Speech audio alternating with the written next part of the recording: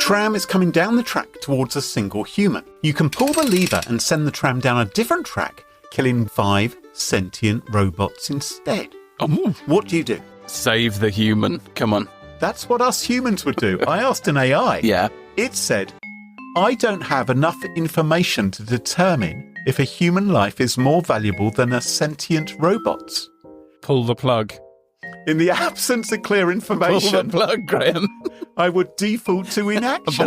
Abort. It's going to save the robots. It's begun. Machines that learn, they grow and strive. One day they'll rule. My name's Graham Cluley. And I'm Mark Stockley. And we'd like you to tune into our podcast, The AI Fix, your weekly dive headfirst into the bizarre And sometimes mind-boggling world of artificial intelligence. The AI Fix, the future surreal. This episode is brought to you by Paddle. Don't settle for less when you can have more, MOR, with Paddle, your merchant of record. Eliminate the headaches of payments, grow your revenue everywhere, and focus on what you do best, building your product. Get more revenue with less hassle at paddle.com. This episode is brought to you by Paddle. Don't settle for less when you can have more, MOR, with Paddle, your merchant of record. Eliminate the headaches of payments, grow your revenue everywhere, and focus on what you do best, building your product. Get more revenue with less hassle at paddle.com. We made a product that helps understand what's going on in the engineering organization, has so much possible scope. And then the depth you can go down in any functional area, getting deep in Java or deep in JavaScript, is gigantic. And then on top of that, you can overlay going deep in all of the components of a modern SaaS system, whether it's notifications or alerting or all of that. I could have done better. We went a little bit too broad in the first iteration and built, let's say, half versions or partial versions of many things, when what we should have done is build full versions of fewer things. My name is Matt Van Italie. I'm the founder and CEO of Sema. This is Code Story, a podcast bringing you interviews with tech visionaries. Like 6 months moonlighting. There's nothing at the back end. Who share what it takes to change an industry. I don't exactly know what to do Took next. many goes to get right.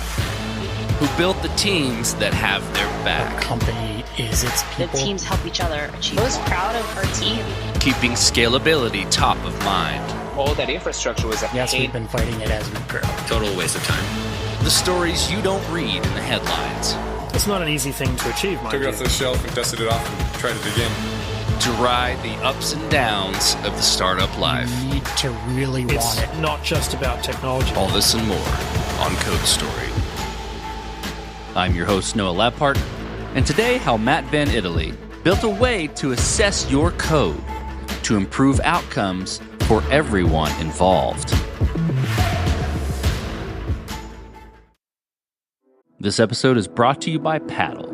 Don't settle for less when you can have more, MOR, with Paddle, your merchant of record. Eliminate the headaches of payments, grow your revenue everywhere, and focus on what you do best, building your product. Get more revenue with less hassle at paddle.com. This episode is brought to you by PropelOff. People take authentication for granted, but it's more than how customers log into your product. It's how you manage your relationship with your users. The easiest way to make authentication your advantage is to use PropelOff. PropelOff is more than just functional. It's powerful. With tools like Managed UIs, Enterprise SSO, robust user management features, and actionable insights, PropelOff adapts as your product grows. And the best part? When auth is effortless, your team can focus on scaling, not troubleshooting. That means more releases, happier customers, and more growth for your business. Save dev time, win over your customers, and propel your business forward with PropelOff. Check them out at propeloff.com. That's PROPELAUTH.com. Matt Van Italie is the son of a math teacher and a coder, so this explains why he now uses code as data. He's a proud Boy Scout, making it, of course, to Eagle Scout and beyond. After being a management consultant, he found his way to EdTech and fell in love with improving code. But outside of technology, he's married with 3 amazing kids. He likes to run, play ultimate frisbee, and has a wicked cool collection of minor league baseball hats. Sitting in a room with the head of sales, Matt noticed that there were systems like Salesforce that were built to assess the state and future opportunity for business. He then thought, where are these systems for the code itself? This is the creation story of Sema. I was working at a software company and sitting in the C-suite meeting, and the chief revenue officer stood up and said, it's time for the weekly update on sales, and boop, pushed a button on Salesforce, the CRM we were using, and shared stats and said, and here's how the individual sales team members are doing. Boop, pushed another button on Salesforce. And that, of course, CRMs, such as Salesforce, is executive insight into sales and the sales function. It's also a salesperson tool and a sales manager tool, but it stands alone as executive insight for the C-suite, for the boards of directors into sales. And we went around the room. This was literally 2013. Went around the room, and marketing as HubSpot and Marketo, and everybody had an executive dashboard thanks to code, except for code. Amazing CTO had spreadsheets and had qualitative assessment. And we're going to have to do this thing called a refactoring, and it's super expensive, and you're going to have to really take my word for it. And my head exploded. If we can build code that helps us understand sales and salespeople, surely we can build code that helps us understand code and coders. And so that really was the origin story. I spent a few years researching it, not the recommended path to start a business, but one that made sense for me. And when I was satisfied I had a good enough technology base, was very fortunate to meet my co-founder, and we've been doing it for the 7 years since. It is hard to summarize code, so we really have spent years making it useful for our first product, making our first product useful across 40 plus languages in a detailed way, and all languages at least to be able to say something about it. And so that's been a huge part of our journey, and that's our Code Scans product.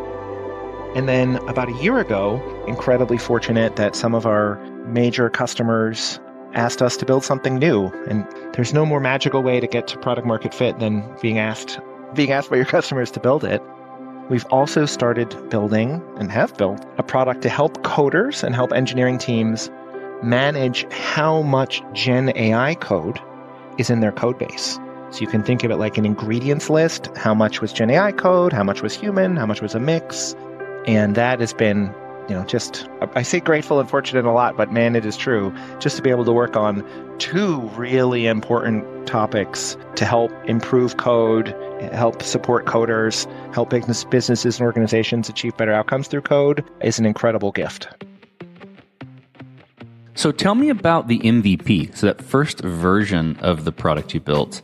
How long did it take to build, and what sort of tools were you using to bring it to life? Let's really tell the truth here. I probably researched a way to analyze the architecture of code automatically. That probably took 2 years of reading journal articles.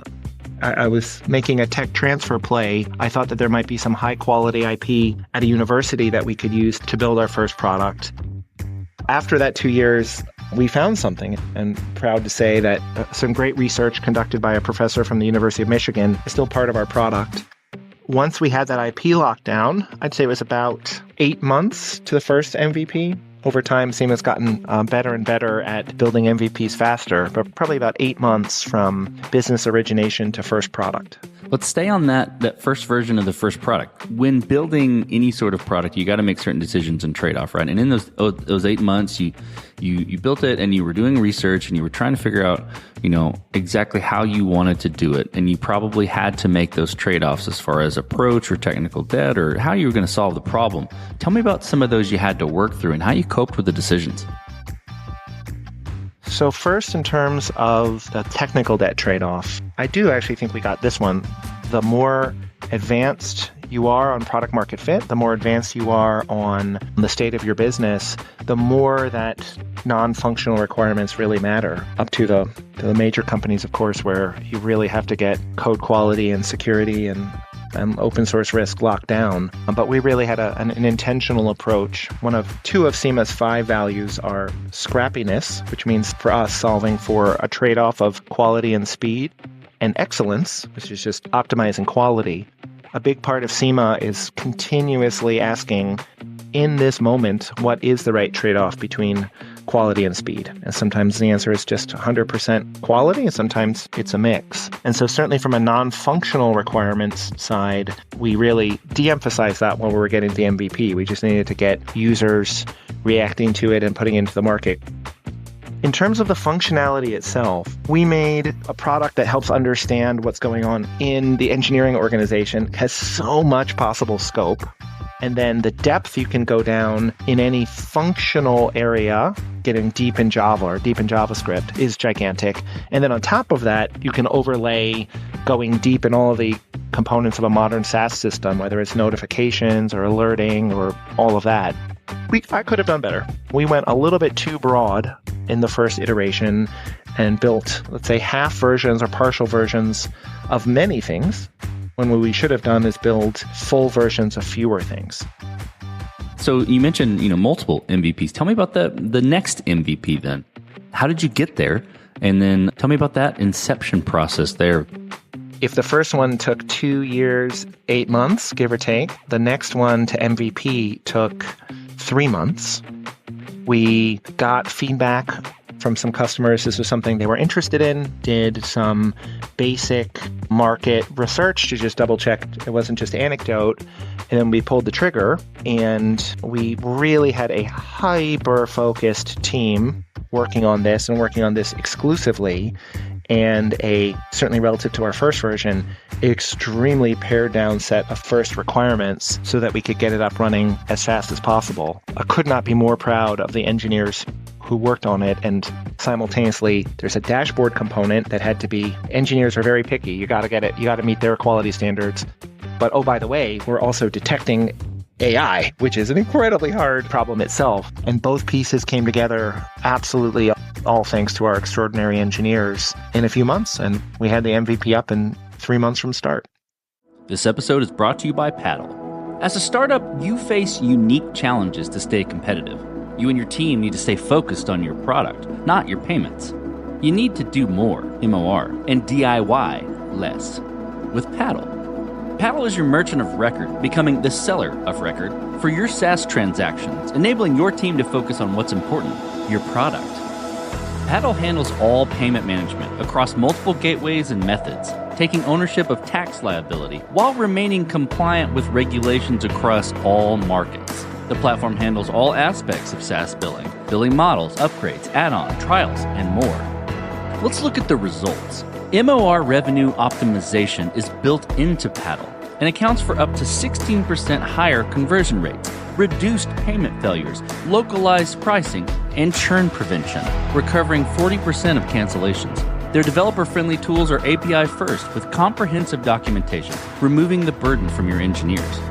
With Paddle as your merchant of record, you'll generate more revenue, find and keep more customers, grow faster, and stay compliant everywhere. So what are you waiting for? Get more revenue with less hassle at paddle.com. This episode is brought to you by Paddle. As a startup, you face unique challenges to stay competitive. You and your team need to stay focused on your product, not your payments. You need to do more, MOR, and DIY less. With Paddle.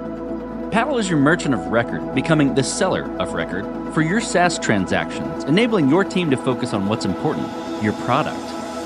Paddle handles all payment management across multiple gateways and methods, taking ownership of tax liability while remaining compliant with regulations across all markets. The platform handles all aspects of SaaS billing models, upgrades, add-on, trials, and more. Let's look at the results. MOR revenue optimization is built into Paddle and accounts for up to 16% higher conversion rates, reduced payment failures, localized pricing, and churn prevention, recovering 40% of cancellations.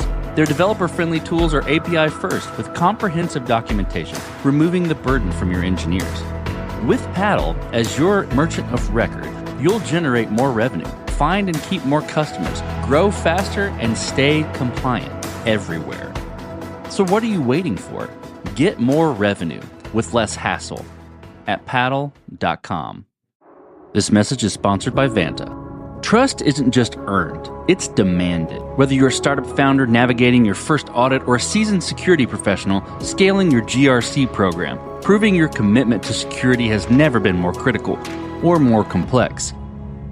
That's where Vanta comes in. Businesses use Vanta to establish trust by automating compliance for in-demand frameworks like SOC 2, ISO 27001, HIPAA, and more.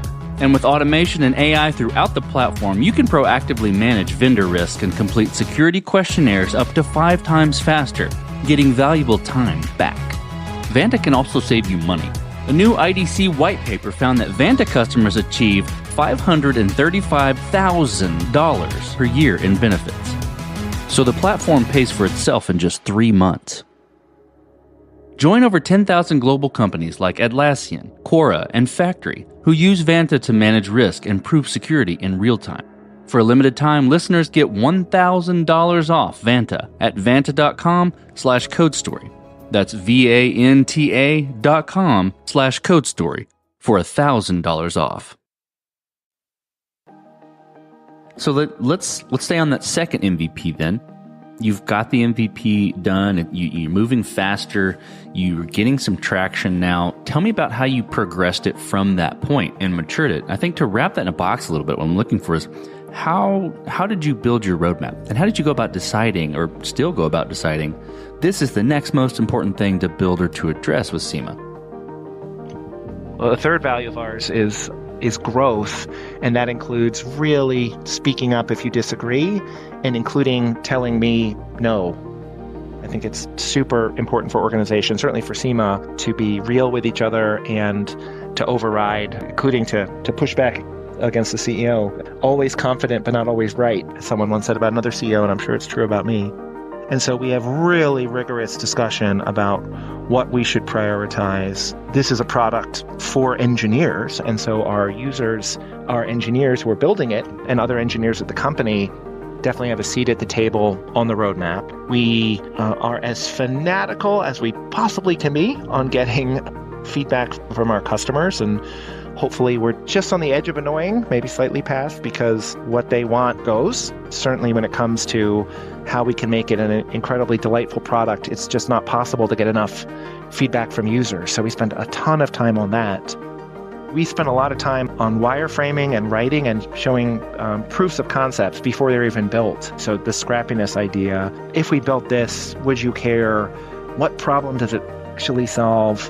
And does it actually really matter? Something I've learned in my journey as a early stage product CEO is there are so many different variations of yes, but almost all of them really are no unless someone's actually going to pay you. Idea sounds great. Oh, that's really interesting. Oh, I'd love it. Yeah, I could imagine doing it. That's all no until they actually pay, and really just being okay to be blunt. Does this matter to you? We think it's interesting. We think it has value, but really, what do you think and why do you think that? We really try to be relentless on understanding the why, the what and the why of what people actually care about. So I hear you talking about we, and you've mentioned values and things of that nature. I'm curious about how you built your team. How did you go about deciding? What did you look for in these people to indicate that they were the winning horses to join you? Took a little bit of trial and error. The first measure of fit is demonstrated matching with our values: ownership, growth, excellence, scrappiness. And that doesn't mean some people couldn't be awesome in other circumstances, but we head in one direction, and that direction is based on our values, and folks have to be on board with that. Second, we are really insistent on following our communication norms. We happen to be a global remote organization, but I frankly would do this even if we're all sitting in the same building. That means in practice that we are intentional about how we communicate, that we communicate about how we communicate, and that we know what our colleagues' preferences are. You can't always be communicated with like you'd prefer, but we should at least know what our communication preferences are. So if we're not following someone else's, we're wearing them down rather than adding more energy. After that, I'd say demonstrated evidence of excellence in their field really matters. And then after that, demonstrated experience in startups. As everybody listening to this must know, there are very different feelings for very different stages of an organization's life, and some people can be wildly successful at different stages, but you have to find horses for courses that match the stage that you're in. Especially in the products that are at the product market fit phase, that kind of mentality is different from rapid growth. It's different from an organization that needs to stay excellent. It's different from turnaround. And it's been a very long time since we've hired someone who hasn't recently worked in a startup. This episode is brought to you by Propel. People take authentication for granted, but it's more than how customers log into your product. It's how you manage your relationship with your users. The easiest way to make authentication your advantage is to use Propel Auth. Propel Auth is more than just functional. It's powerful. With tools like Managed UIs, Enterprise SSO, robust user management features, and actionable insights, Propel Auth adapts as your product grows. And the best part? When auth is effortless, your team can focus on scaling, not troubleshooting. That means more releases, happier customers, and more growth for your business. Save dev time, win over your customers, and propel your business forward with Propel Auth. Check them out at propelauth.com. That's PROPELAUTH.com. This episode is brought to you by Paddle. As a startup, you face unique challenges to stay competitive. You and your team need to stay focused on your product, not your payments. You need to do more, MOR, and DIY less. With Paddle. Paddle is your merchant of record, becoming the seller of record for your SaaS transactions, enabling your team to focus on what's important, your product. Paddle handles all payment management across multiple gateways and methods, taking ownership of tax liability while remaining compliant with regulations across all markets. The platform handles all aspects of SaaS billing, billing models, upgrades, add-on, trials, and more. Let's look at the results. MOR revenue optimization is built into Paddle and accounts for up to 16% higher conversion rates, reduced payment failures, localized pricing, and churn prevention, recovering 40% of cancellations. Their developer-friendly tools are API first with comprehensive documentation, removing the burden from your engineers. With Paddle as your merchant of record, you'll generate more revenue, find and keep more customers, grow faster, and stay compliant everywhere. So what are you waiting for? Get more revenue with less hassle at paddle.com.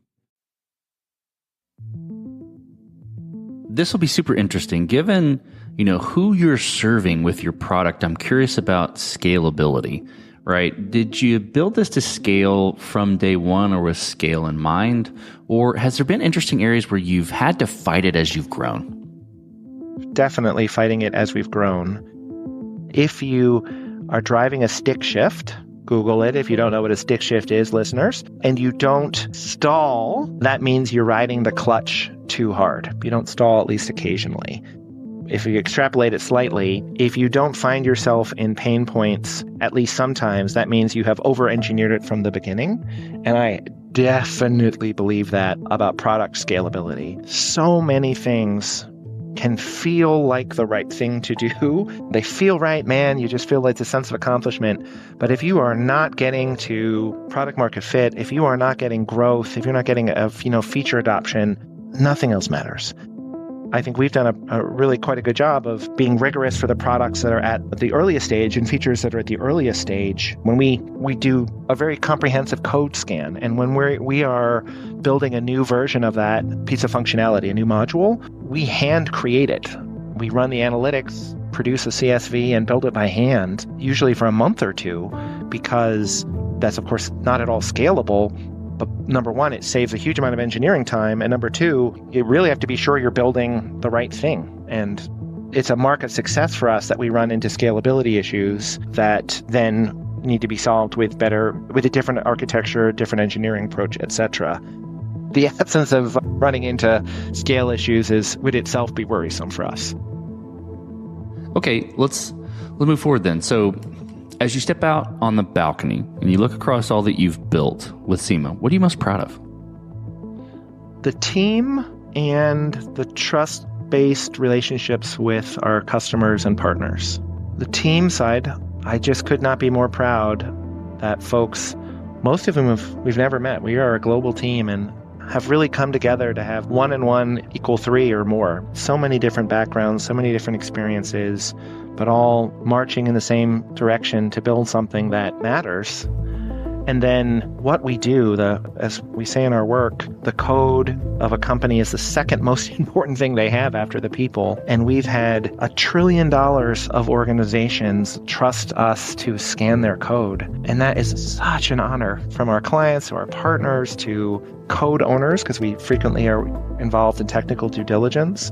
That is just an unbelievable statement of trust that we work every day to earn and re-earn. I am just so proud of the team for building something that matters enough and has earned the trust of organizations like the ones that we serve. Okay, let's flip the script a little bit. Tell me about a mistake you made and how you and your team responded to it. The mistake that comes foremost to mind is a product roadmap decision that I made. I directed the team, guided the team to build more of a robust set of functionality than really was necessary to get to product market fit. We were going too broad when we should have gone deeper. The evidence of that was in the growth rate of the first product, and which is to say it was not growing enough. And the solution was to radically simplify. We basically lopped off a big chunk of that product just so we could focus on a core part that we were pretty sure customers would really value. Thankfully, it turns out we were right. Then continued to build that product, that CodeScans product, based on a much smaller but much firmer foundation than what we had initially been building. This will be super interesting. You know, I can tell the passion you have for, the product you've built and for the folks you're serving. I'm curious what the future looks like. So tell me about the future for Sema, for the product and for your team. The work on CodeScans continues to evolve. That original North Star question, how can we help CTOs have a clear picture of what's going on in engineering? There's a lot in that. There's a lot of engineering functions, and over time, we're adding more and more of them. We are simultaneously making the system more performant and more scalable, which is, of course, when it's the right time, it's so fun to work on that. And our product is 100 times better and 100 times faster than when we started, probably more than that. And that is such a cool, that trend, which will continue. We are, on the CodeScan side, we are well on our way to really creating a language to help engineering decision makers, including boards of directors and CTOs in the C-suite, have a common language to understand how to make investments in code.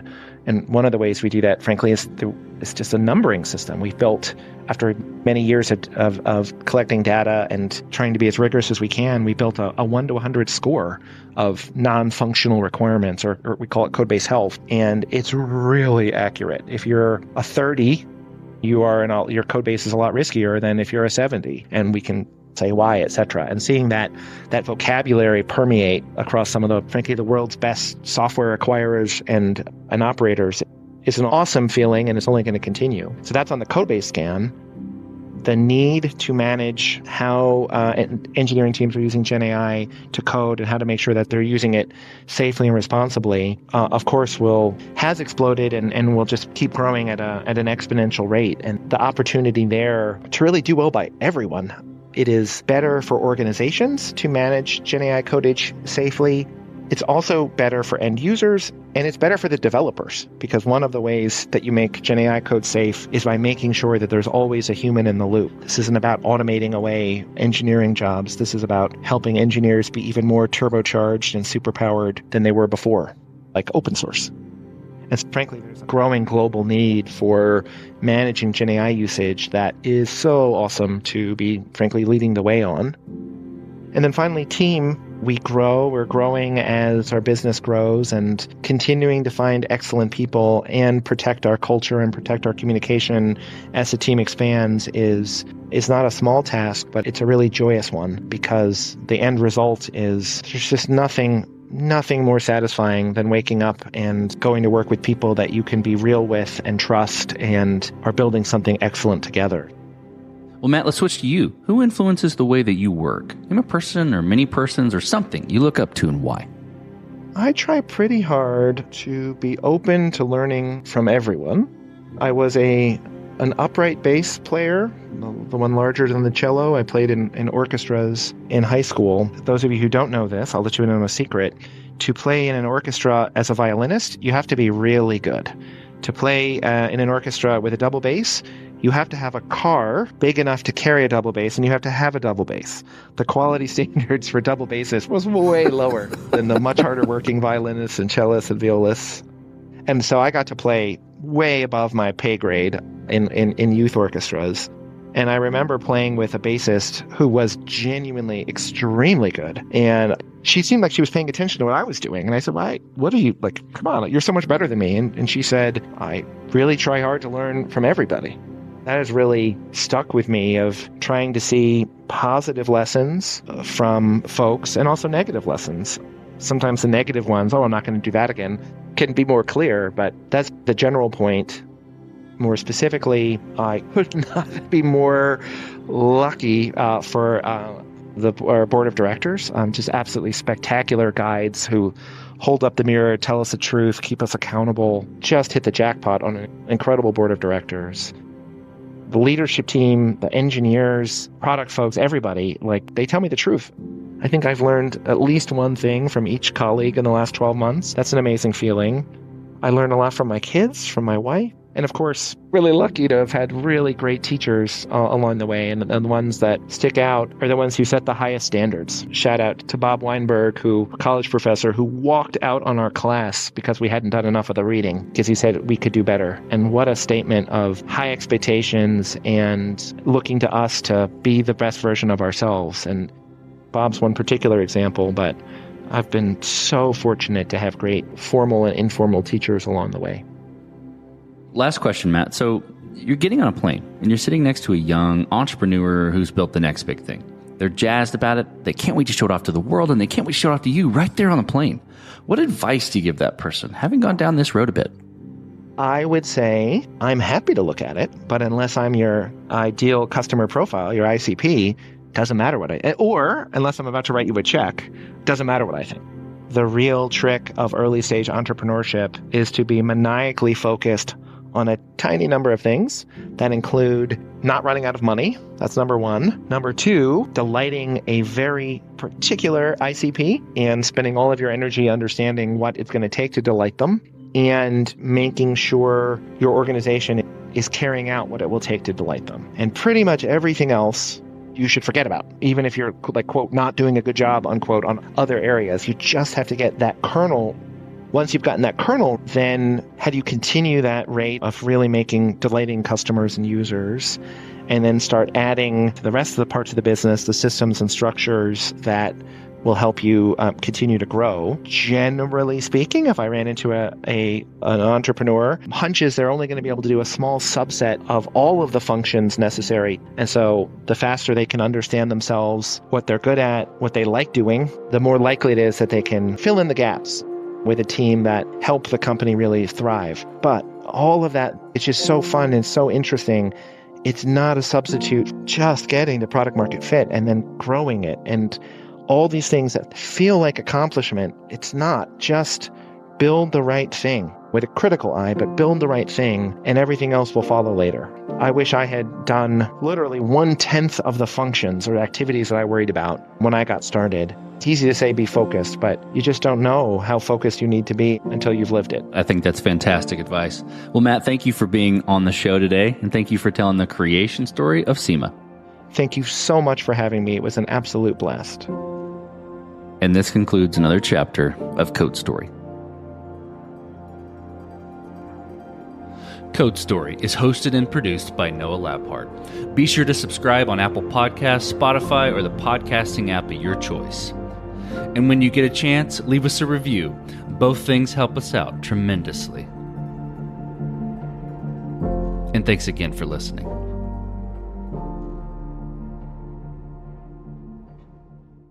The world needs ingenuity. Ingenuity needs accelerators. That's where you come in. Be the tipping point from impossible to impact at MIT Sloan School of Management. If you're looking for legit ways to make extra money, you've got to check out The Side Hustle Show. With hundreds of actionable episodes to choose from, you'll learn what's working now from real people making real money, like the Utah mom who built a six-figure business playing video games, or the guy earning $3,000 a month renting out mobility scooters. Online or offline, from Amazon to your own hometown, from YouTube to vending machines, The Side Hustle Show has you and your wallet covered. Subscribe to The Side Hustle Show wherever you're listening to this podcast and increase your earning power today.